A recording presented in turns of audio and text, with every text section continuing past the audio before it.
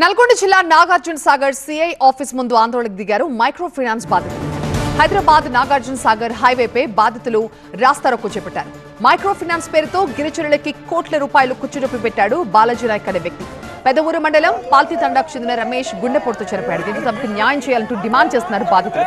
Micro finance తో singer మంగ్లీకి సంబంధాలు ఉన్నాయని ఆరోపిస్తున్నారు గిరిజన సంఘాల నేతలు.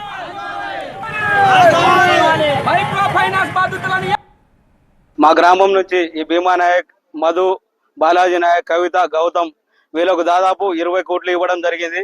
ఓన్లీ ఒక్క మా గ్రామం నుంచి 20 కోట్లు అంటే ఈ మల్లెపల్లి మండలం దేవరకొండ నియోజకవర్గం నల్గొండ జిల్లా నుంచి చూస్తే దాదాపు 100,000 కోట్లలో స్కామ్ జరిగింది. కావున తక్షణమే ప్రభుత్వం ఈ నిందితులను పట్టుకొని ఈ యొక్క డబ్బులను రికవరీ చేసి మా పేద గిరిజన ప్రజలకు తిరిగి ఇప్పించాలని కోరుచున్నాము.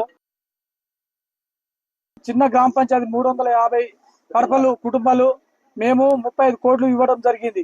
బాలాజీ, భీమా, మధు, కవిత, గౌతమ్ ఈ 5గురుకు 35 కోట్లు ఇవ్వడం జరిగింది సార్. దాని వలన మేము చుట్టాల దగ్గర, రిలేషన్ల దగ్గర 10 రూపాయల ఆశ చూపించి ఇంట్రెస్ట్ ఇస్తామని చెప్పేసి మా మాటలు నమ్మించారు. 2 నెలలు మాకు ఇంట్రెస్ట్ గా ఇచ్చింది సార్. దాని వలన మీరు డబ్బులు తీసుకురండి, ల్యాండ్ మీద పెట్టండి, మీకు ఏం ఇబ్బంది లేదని ఆ ఫోకస్ ల్యాండ్ ఎక్కడెక్కడో ఎవరితో చూపించి మా కాడ అధిక వడ్డీ ఆశతో మా హౌస్ లోన్ కానీ, క్రాప్ లోన్స్ కానీ, హౌసింగ్ లోన్ కానీ, గోల్డ్ లోన్ కానీ అది పెట్టి మేము డబ్బులు ఇవ్వడం జరిగింది సార్. రిలేషన్ అవన్నీ తీసుకొచ్చి మేము ఇచ్చినాం సార్. మాకు మాత్రం న్యాయం చేయాలి సార్.